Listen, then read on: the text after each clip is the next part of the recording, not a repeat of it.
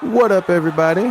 And welcome to another episode of the Black Expat Podcast. My name is Carl, and I'm excited to be rocking with you guys for yet another episode. We are halfway through the month of February. Happy Valentine's Day for those of you guys out there that are celebrating Valentine's Day, whether you are single, in a relationship, situationship, or married, whatever the case may be. Hope you guys have had, more importantly, an amazing Black History Month, but also had a happy Valentine's Day. And if you haven't had a chance already, I did not do a special Valentine's Day episode on YouTube. However, I did and am doing a special Kenya Africa YouTube dedication for the entire month. So if you haven't already, make sure you go on YouTube and check out the Black Expat Podcast. And as always, if you are not already, become a patron of the Black Expat Podcast. My goal is to get 1,000 people to contribute $1 so that I can continue mentoring up and coming Black people back at home in the United States who are interested in becoming podcasters, right? So I'm looking to pay for their equipment that they need to get started. So one microphone, I have a total of 10 students, and a microphone is about $100 per student. So I'm looking to do that and have 5 to 10 new students per month each month of the year this year. So I'm very excited today to welcome a very special person on the podcast and to the show. Her name is Tiffanie, and when she's ready to call into the show, we'll get right into her interview. She's been in Taiwan for quite some time, and she is a frequent visitor of our bar arts and crafts, and more importantly, she is a great friend and an even better person.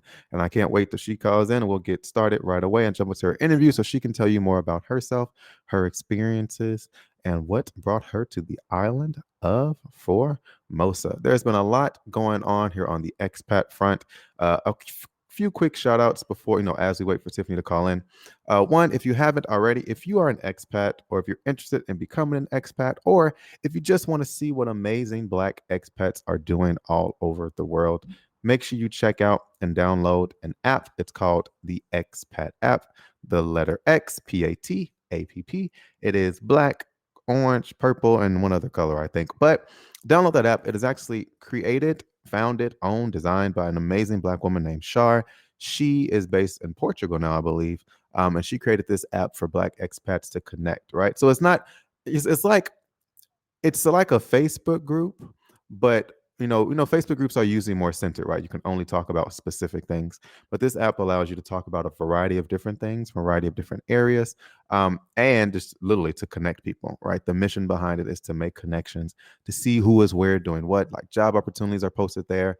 You can directly link with someone in the app and ask them questions about where they're living if you want to go there, or just share stories, or trade experiences, all that. So it's a really great app. Make sure you check it out. And I was interviewed by her, so go to my Instagram, the Black_expat, and check it out under expat apps and Feet Meets Land. But without further ado, let's welcome our special guest to the show today. Tiffanie, are you there? How are you doing today? I'm good. I'm good. Can you hear me okay? I see we can. Thank you so much for joining us here on the Black Expat Podcast. How are you? Yay. I'm good. I didn't know I needed headphones. So I had to get headphones real quick. Sorry about that. Oh no, it's okay. Well, you sound great. You're coming in. You're coming in great. The audio sounds good. And again, as Yeah. always, the energy you're bringing to the show already is just amazing. So if you Oh. don't mind, I'll just jump right into it. Can you tell us a little bit about yourself, your background, your culture, just anything you would like to share to get the interview started? Yeah, sure. Hi everybody. I'm Tiffany from all the way from West Virginia. Yeah. Yeah, there's black folks there. West Virginia. I'm a mountain girl. I've been in Taiwan for since about 2017 now. It Hmm. feels like honestly just about a year. It feels like because the first year is a blur. Um, as for background as well, I'm also half Nigerian. I have the language in my brain, but it's a dead language now. Yeah. So I really can't speak it. I can understand some, but not all.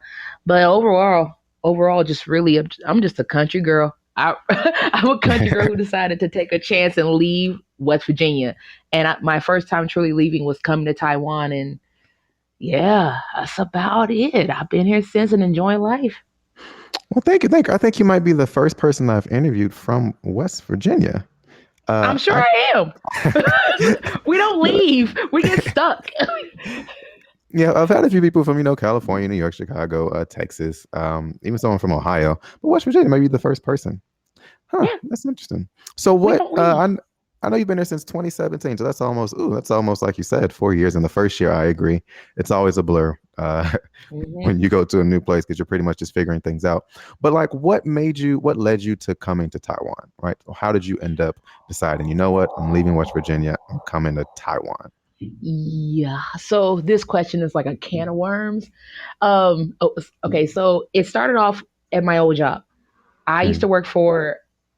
Can I say the name of the company I used to work for? It's a really big company. It's really popular. Like everybody knows it, and everybody has something from this company. Yeah, yeah, that's fine. And then if you say Okay, sure. hopefully they'll I work for sponsor us. Amazon. Oh, okay. Amazon. I used to work for Amazon. If Amazon sponsors you, remember your girl. But I used to work for Amazon in their customer service, and I did training and all these things for them, and interviewing and stuff. Anyway, a fellow coworker of mine saw how I interacted with other people, and she suggested, "Have you ever thought about teaching?"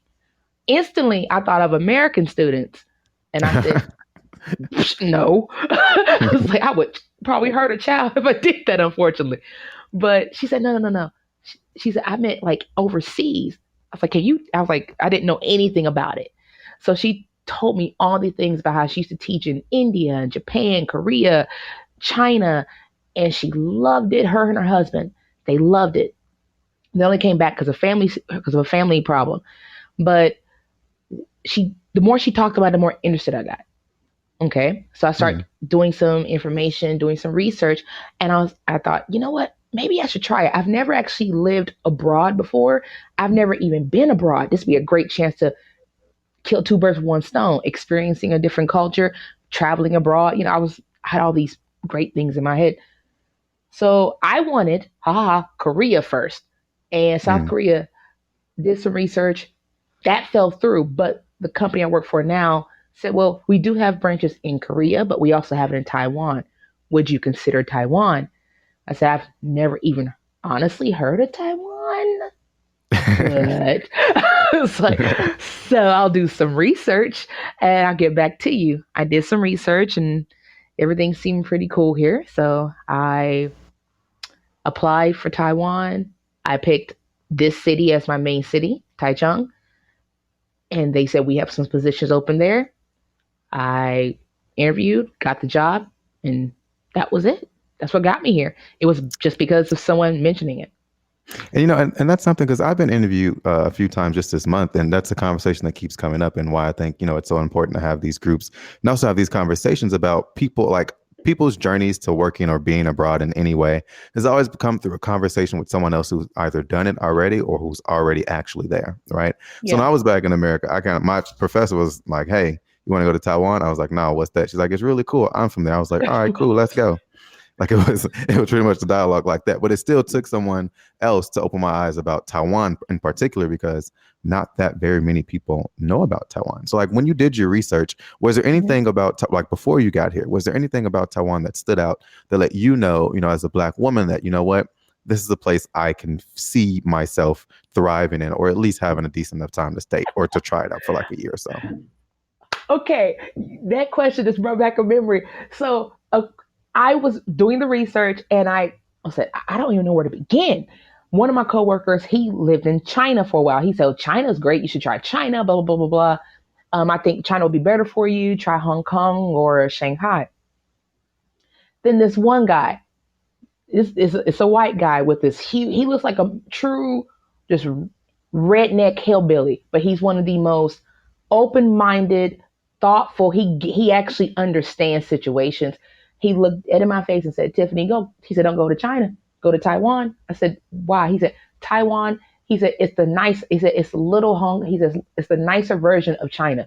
He said, "You get Chinese culture. You get all this amazing stuff. Plus, the people are actually quite friendly there." I said, "Have you been there?" He said, "Nope."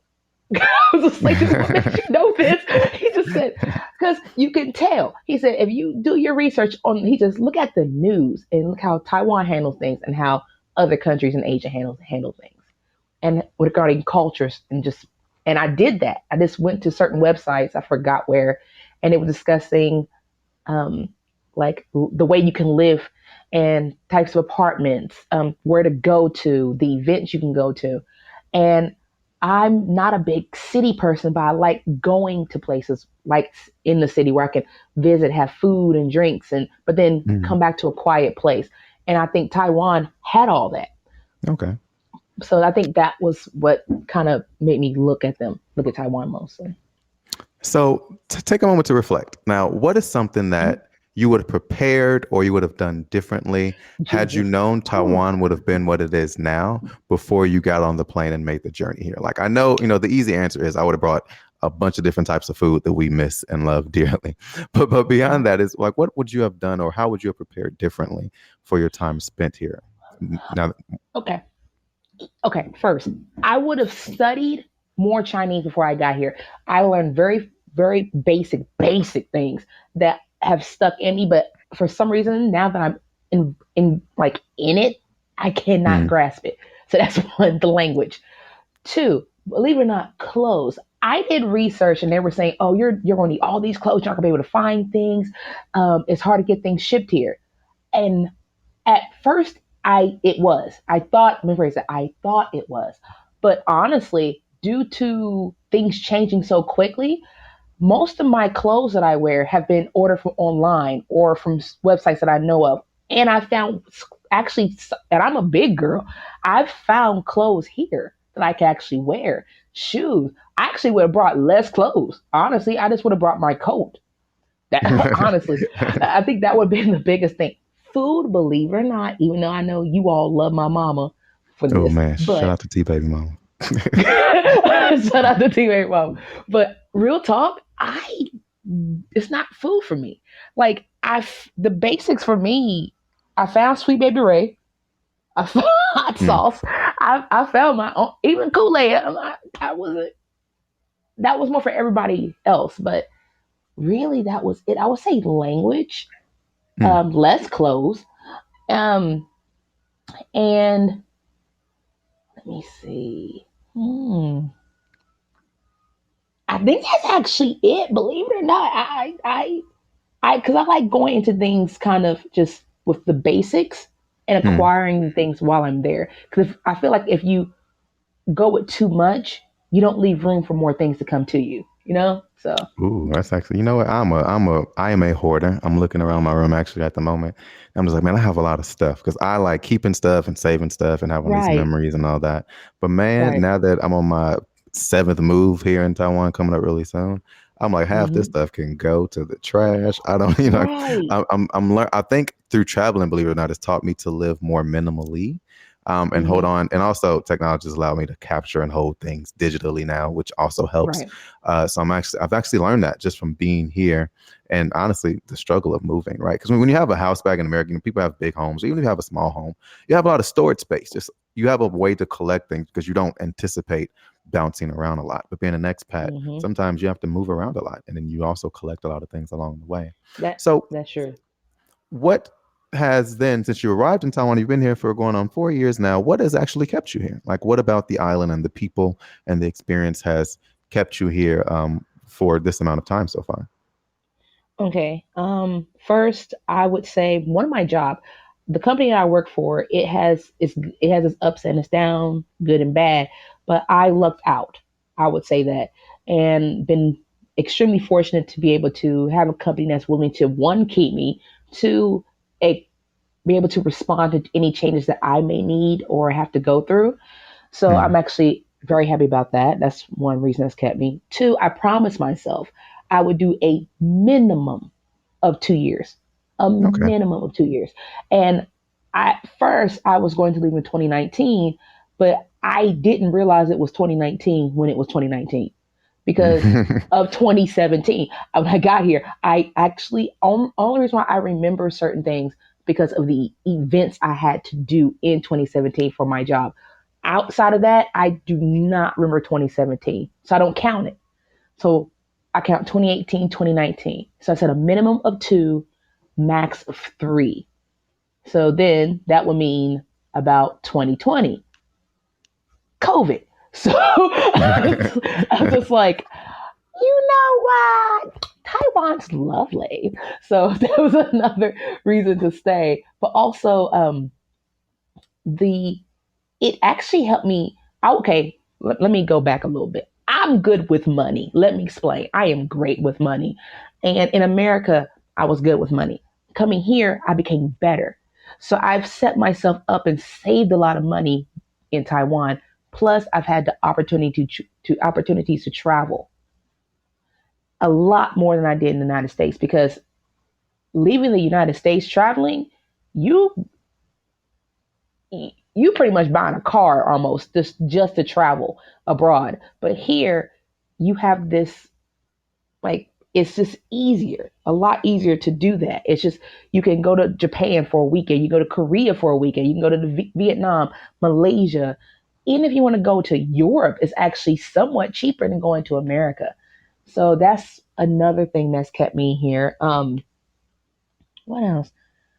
Also, I think I am trying to give myself a chance to live differently because I've been so closed off in America. Like how can I put this? I blocked myself Mm, from experiencing life earlier because, like I said, moving abroad, my first time ever. I right. lived in West Virginia by myself for 10 years. My family was in the area as well. But overall, I didn't really do much. So Taiwan gave me the opportunity to actually challenge myself way more than I ever thought I could. And and because of that, I've become kind of comfortable, but yet still excited to be here. It's still Right. exciting to be here every day compared to being at home where I'm just like, well, I'll go to work. Maybe I'll go to Yeah. Ohio, visit some friends, go visit my family in DC and Virginia, but Right. here it's more of it's even though it's like a comfortable living, I'm still excited to be here. So I Mm. think that's why one reason why Taiwan's kept me here. The biggest. You know what? That's interesting because when I first came to Taiwan, I think you're one of the few people I've heard express that they came here with the intent of staying for at least 2 years, right? Because when I first Mm-hmm. came, again, this was 11 years ago, I was like, yeah, I'll stay for a year. I'm gonna get my stuff together and then figure it out. But it was the year I was like, oh, I feel like I haven't done enough, right? So my Right. my mentality going into it was a year is enough. But once I actually Mm-hmm. got here, it was like, man, I feel like it's incomplete. And then every Yes. year after, I was like, well, there's so much more I can do, and I see it. I need to stay a year, and then 1 year can turn to 11 years. But yeah, it's really interesting because when I was recruiting for teachers initially, I would always Mm-hmm. say, hey, just give it a year, and then I think year 5 is when I switched. I said, you know what, you can't really do that much in that first year because, like you You said, the can't. first year is kind of a blur. It's the Right. adjustment period. It's finding a place. It's finding friends. It's finding your niches and things like that. So it's very interesting to Mm-hmm. hear that you came in like without even having the experience of being abroad before, living anyway, came in and was like, yeah, I'm going to give it 2 years. Like, was there anything that, like, where did that come from? Was this a mentality that you had, or did you It's a just know that you mentality. needed more time? It's a mentality because I've always been taught like when you're in an environment that's unfamiliar to you, you have to adjust. That's just part of life. And most people say, "Oh, I need this like 3 months, 6 months." That's if you're living in a situation that you are somewhat already familiar with.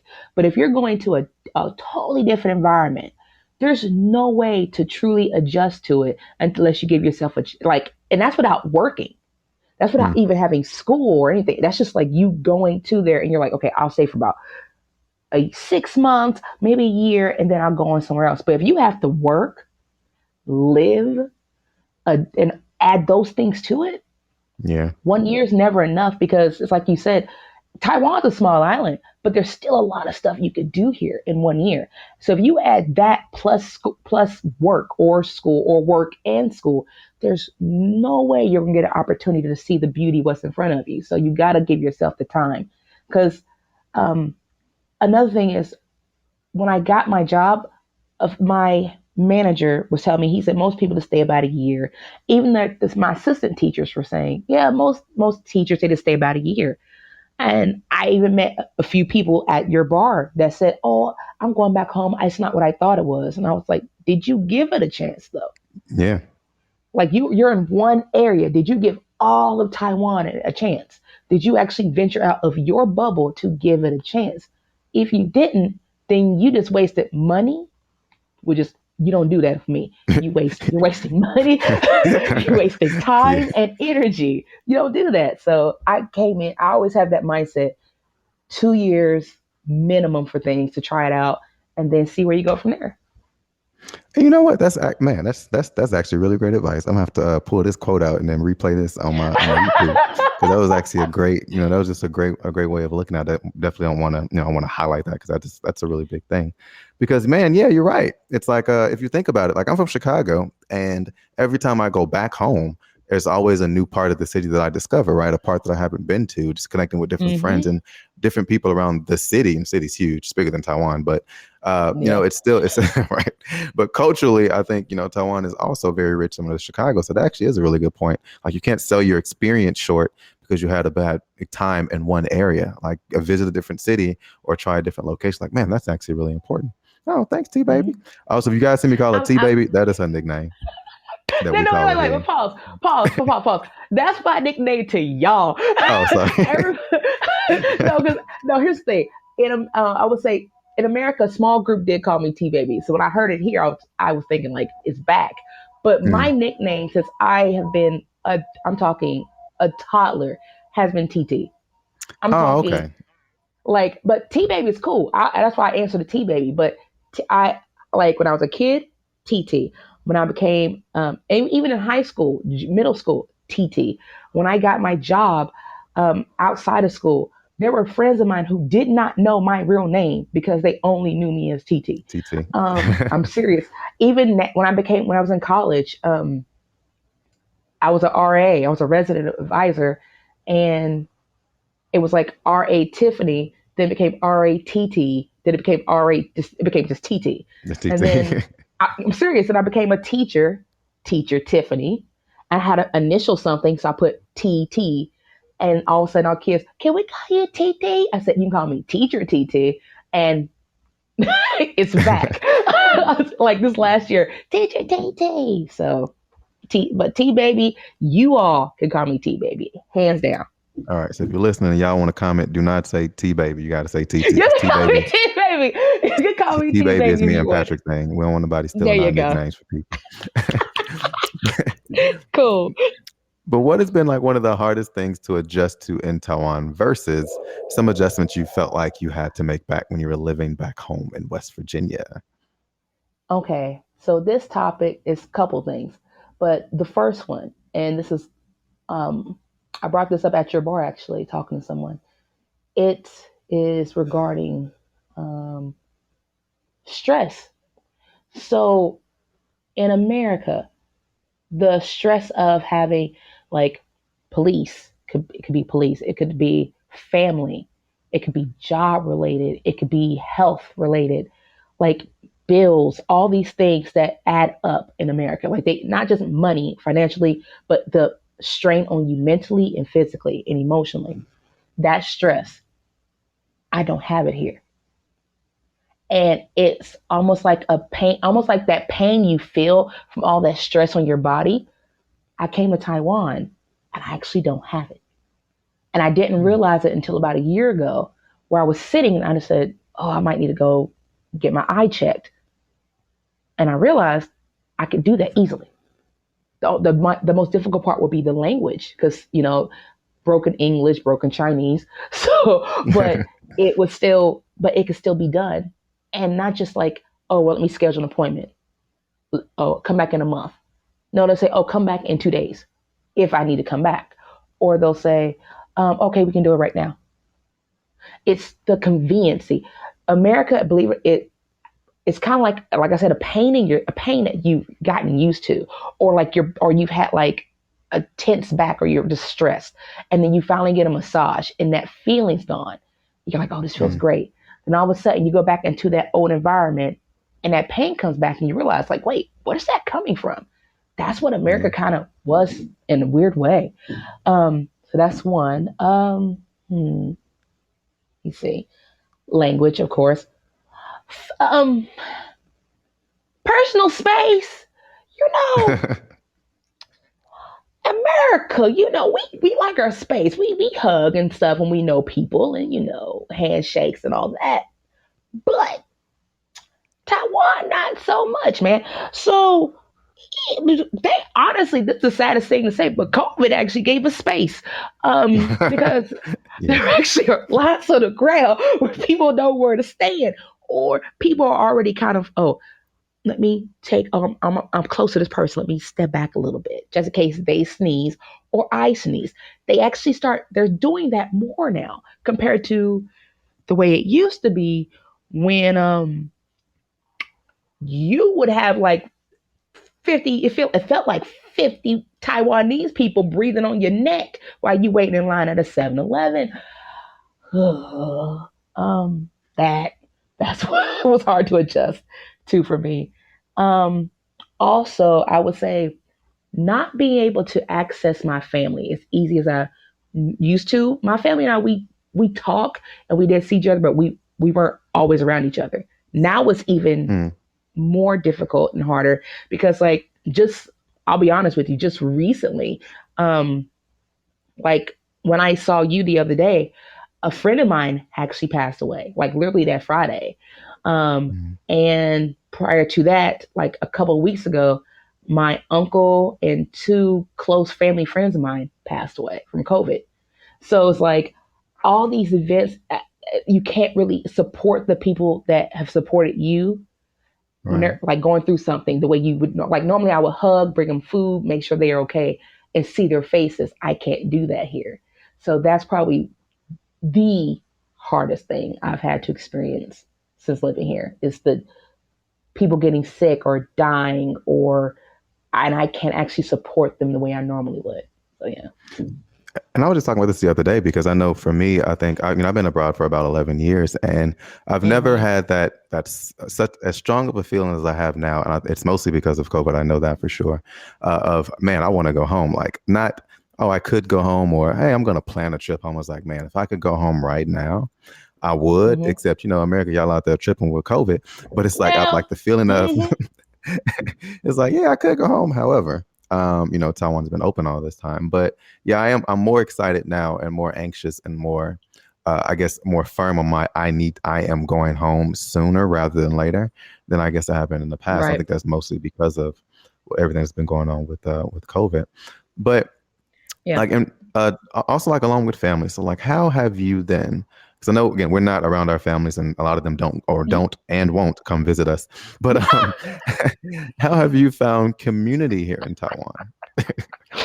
You said can't and won't. That is so Can't true. My and won't. family won't. That is so my family right there. Okay, but how community? I would say I have to thank you, Patrick, Steph, Erica. You all have become part of that family, the reaching out. Because I know if I need that connection of home, I can go to you all. Like you all, we argue like family. So I consider you all like in that community. Also, a lot of, believe it or not, a lot of the coworkers I have, the Taiwanese and the um, other English teachers, they've really gave me a sense of like, okay, how are you doing? Like they actually check up on me, I check up on them. We Right. take care of each other in that way, which is a blessing. Um, it took a while because the not here. Oh, how go? Oh, well, um, it was a lot of people were kind of distant because they expect you to be there only for 1 year, so they don't want to build a connection with you. And if I personally feel uncomfortable, I will change the freaking atmosphere and y'all will start talking. I don't play that. So I'm serious. Like I even was my area manager, like I'm talking a boss, came to me and said thank you about a year and a half ago. She said thank you. I was like, what I do? She said, she said, since you've been here, I've noticed there's been a change in my manager. She's like, he's changed so much. He actually is, he talks more, he laughs more, he's more engaging. She said, you did that. You brought that out of him. I said, because he wasn't that way and it was getting on my nerves and you will socialize. So that I just, yeah. So that community, if even if I can't have it on a regular basis, like or everyday basis, I still need it can be a little community, which is more than enough. People always want so many people around them to say that, oh, this is my family, my community. You just need honestly 4 or 5 good ones and to actually help you keep stay rooted and you're okay, honestly. People think they need so much more, they really don't. Yeah, it's Yeah. true. And then I know you kind of alluded to it just with your answer then, but like what outside of, what's already readily available to you, how would someone who Mhm. maybe didn't work at a good place or didn't have the first and only black owned bar in Taichung, shout out to Arts and Crafts, Hey, um, hey. but again, which is a really important space. And again, it's a really important space for a lot of reasons that I talk about already. But like, what are some other ways in which, us as people, we are able to find community here on the island? Like if you have to go outside of your job and outside of an already black owned space.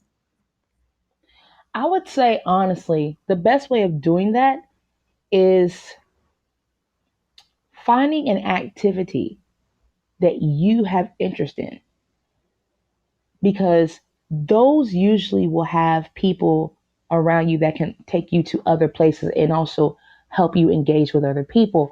For example, myself, I actually like working out. It might not look like it if you meet me, but I actually like working out. I actually like lifting weights and I go to a gym. I've met quite a few people at my gym where I have I'm having coffee with a few girls from there. I've gone on a few dinners with some people from the gym. It's sometimes you have to take a step. It's scary. And you can start with a small step. Where it can be if you like to dance, join a dance class once a week. If you like to fight, find a gym or find a place that you can fight. It doesn't have to be like Yeah. actually fight, but it can be boxing. It can be jiu-jitsu. It can be MJJ. What is that thing called? MMA. Lord, forgot letters. But yeah. So you could, but you have to take the step first. You always have, and I admit personally, that's hard. When I was mentioning my first year here, I didn't do anything. I didn't go anywhere. I was actually Mm. one, too tired, two, was afraid because when you're older, okay, let me do it this way. When you're younger, you're more likely to actually take the chances to go out and meet people, go out to the clubs, go out to the bars, go out to all the coffee shops and sit all day and talk. You only need 4 hours of sleep and you're good. Um, but when you're older, it's harder to actually meet people because one, a lot of us are already set in our ways. So we're not going to want to mentally, physically, emotionally change to our settings. That's one. Two, also, it's kind of scary. When you are on your own, especially if you're on your own, it's hard to actually take that step. So I would say for people who may find it difficult, like myself, take the chance and just go somewhere. It can even be take a trip. Go down to the beach. Go to and just stay at a place where there's a lot of people and socialize. Meet the foreigners that are there. You might not want to because you want to adjust and be with the locals. Sometimes those foreigners are closer to the locals than you could ever imagine. So don't always put yourself in a bubble of being by yourself. Take that chance to take a step forward. And yeah, Hmm. but that I would say those things would be the best things to do. All right. Thank you. That was some pretty solid advice you gave there, Tiff. Right now, I want to remind everybody that's listening, if you like to call in and ask any questions, please feel free to call in and talk directly to myself or Tiffany. You can definitely call in with any questions you may have or anything else you would like her to expand upon. But T Baby, now What's up? you're a teacher out here, and I know you weren't a teacher back in Yeah. America. Are you passionate about No. teaching out here? I And do you like it? I am now. I am okay. I am now. I never thought I would say those words.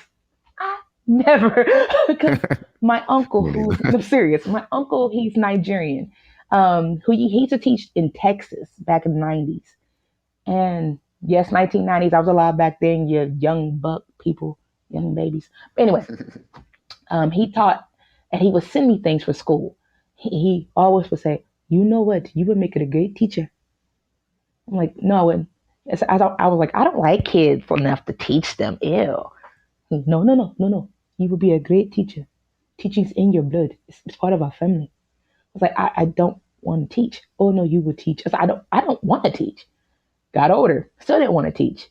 This happened, and first year cried all the time. I was crying so much in 2017 because of all the stress of being and becoming a teacher of children.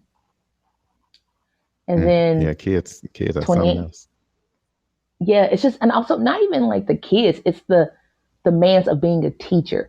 Because kids, I can tolerate kids. That's nothing. But it's the demands of being a teacher. That was what was getting to me. And I felt like I wasn't doing it justice. So as time went on and I Hmm. realized me stressing over it wouldn't benefit me growing and learning. I need to take a step back and realize, what am I doing wrong and what am I doing right? And if I'm doing it, and the parts I'm doing right, how am I doing it right? And the things I'm doing wrong, what could I do to change it? Like, actually, I had to take a step back and do that.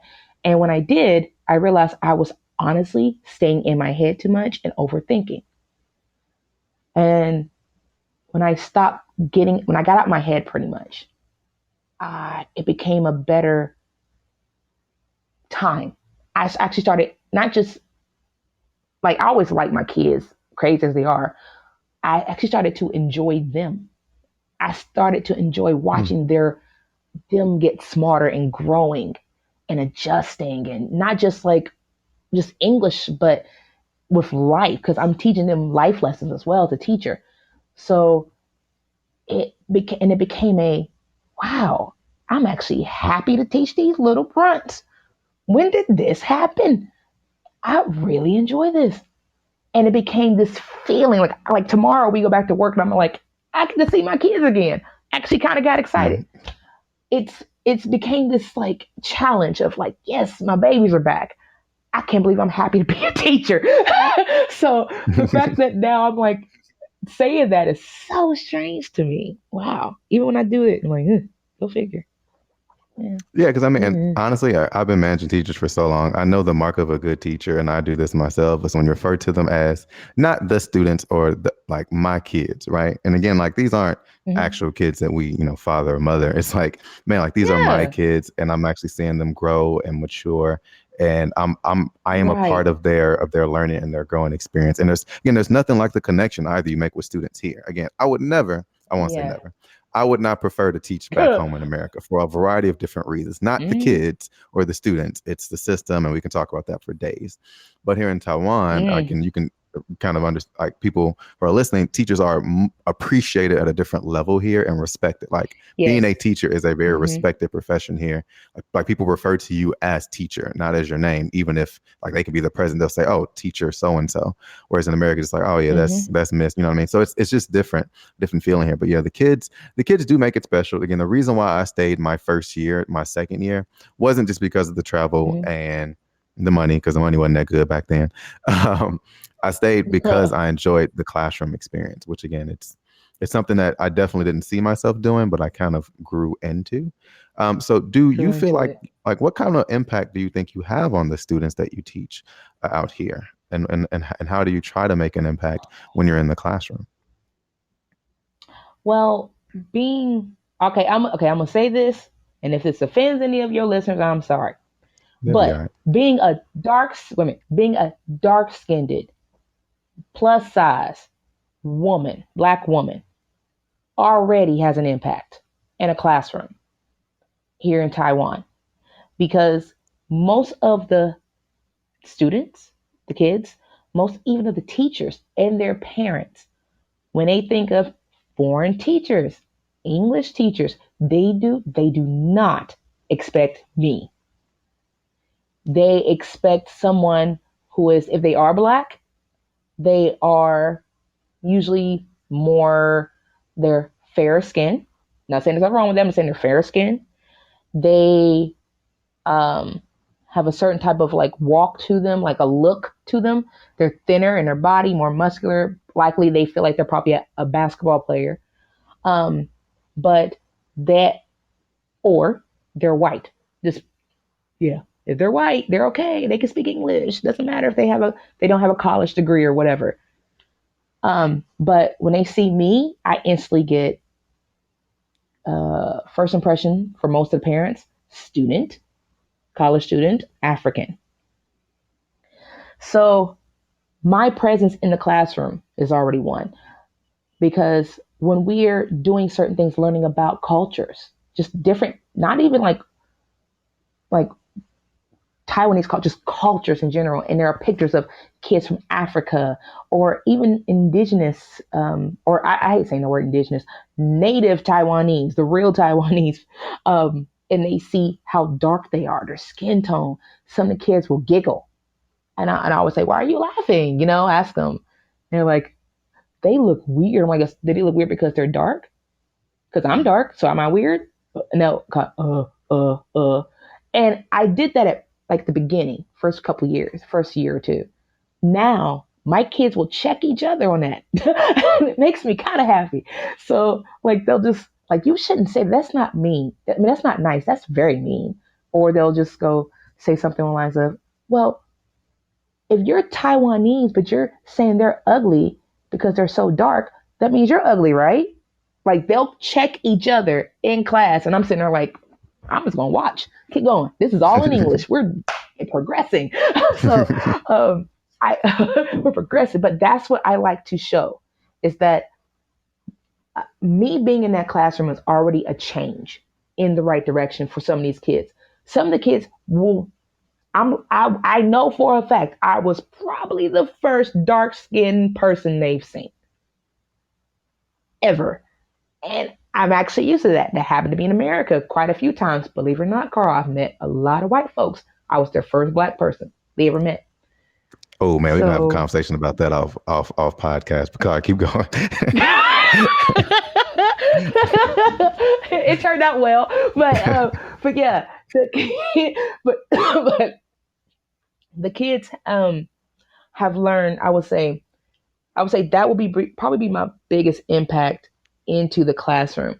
As for teaching wise, it's more of I would say with the other teachers, I feel like I'm auntie wherever I go. I can't help it. So I bring that energy with my fellow teachers. Like, do you need something? You can talk to me. I bring that shoulder. I've always brought that. And because I feel like I bring that, the energy at my schools, my branches, they have changed. Overall, there's more communication. There's more open dialogue than there has ever been before.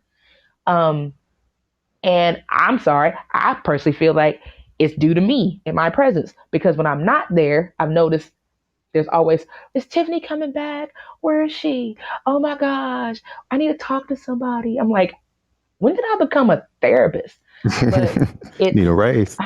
so I know raise time. Actually, it is raise time. Yes, but yeah, I would say that will be my biggest contribution as being a teacher. It's just me being a human that's not the stereotypical human that they're used to seeing or experiencing, because there's so much more than what the little bubble of Taiwan has seen and experienced. So much more.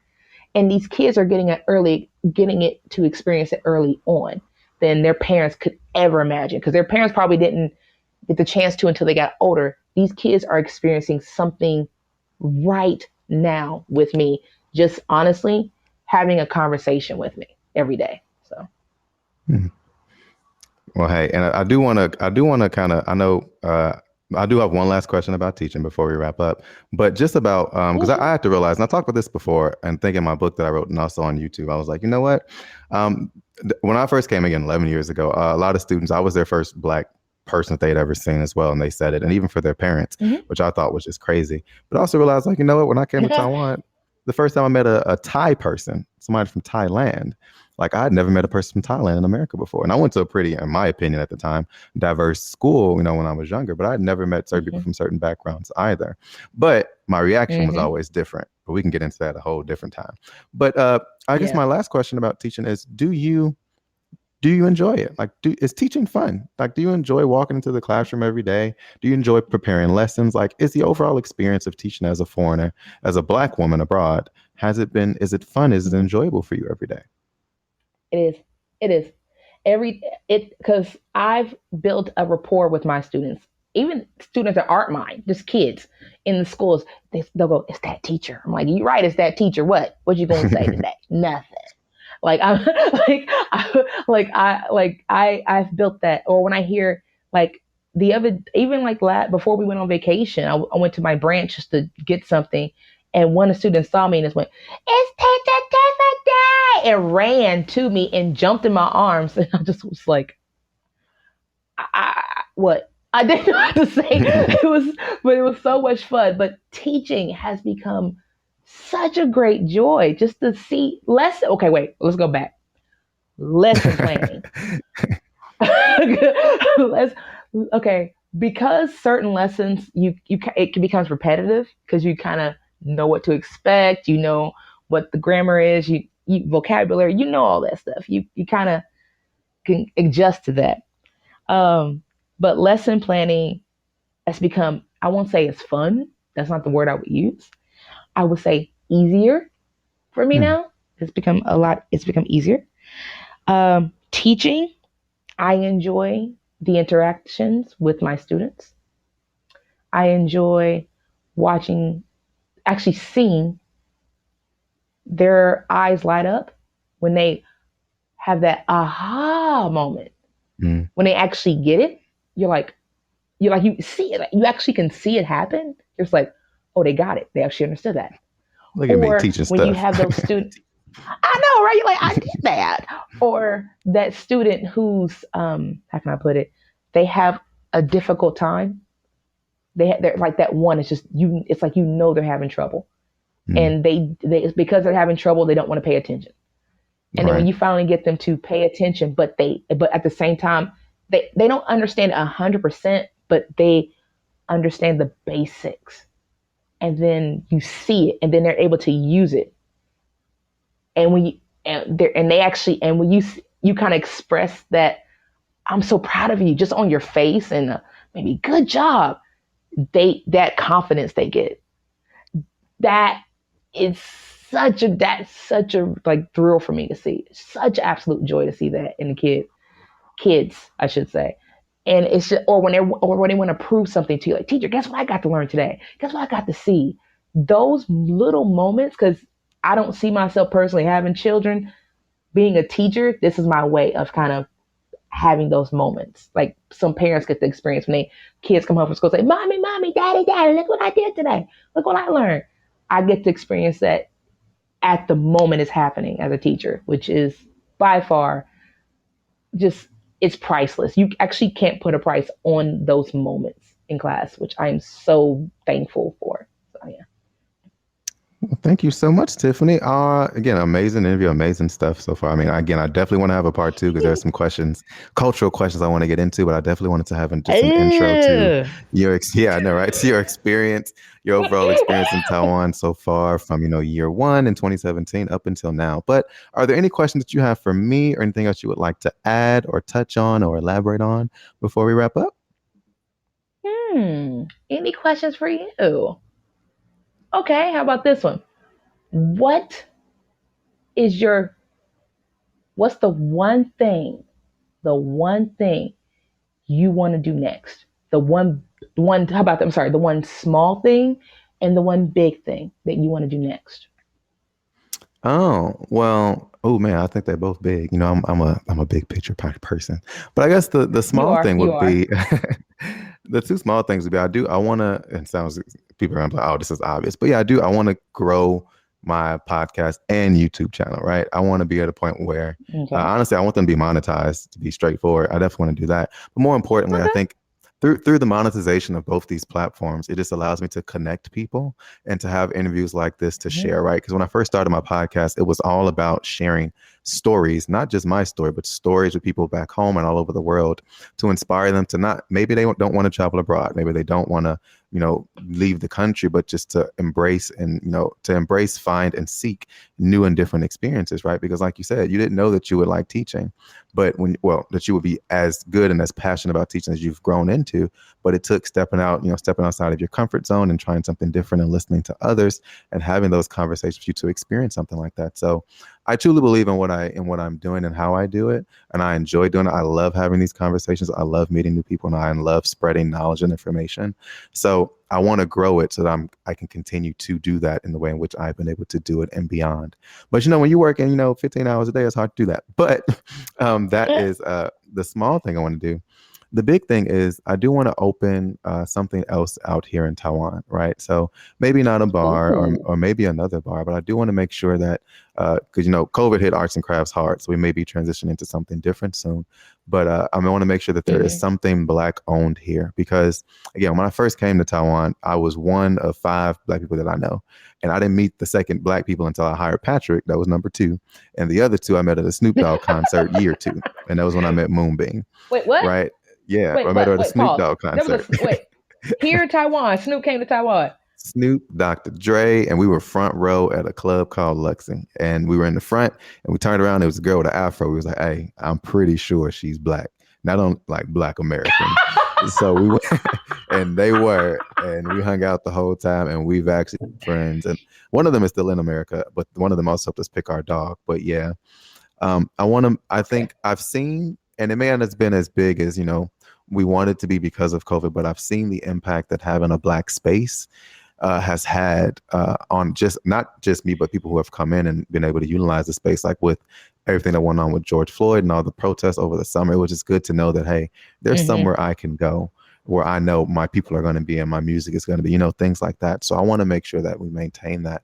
So that's the big thing I want to do. I don't know what that's going to look like. Actually have some ideas that I'm floating around, but those are my small and my big things I'm looking forward to doing in the upcoming future. Cool. Well, if you need any help, I got you. Just gotta let me know. All right, and I appreciate that. But more importantly, thank you so much for joining today. I know, I don't know if were you nervous at all to come on? Because you need to be like a regular. We knew like a weekly show where we just call it Titi's time. No, I actually wasn't nervous. If it was on camera, I would have said, you a lie. I'm not doing that. But no, because believe it or not, what I just did with you, I've not podcast, but just my friends, especially here, because I have a few friends that will call and just say, hey, can we talk? I'm stressed. I'm like, all right, sure. And they'll tell me a problem, and then I'll say something to them that's, as you said, worthy, a gem, like a gem worthy moment. I'm like, for real? I was just talking.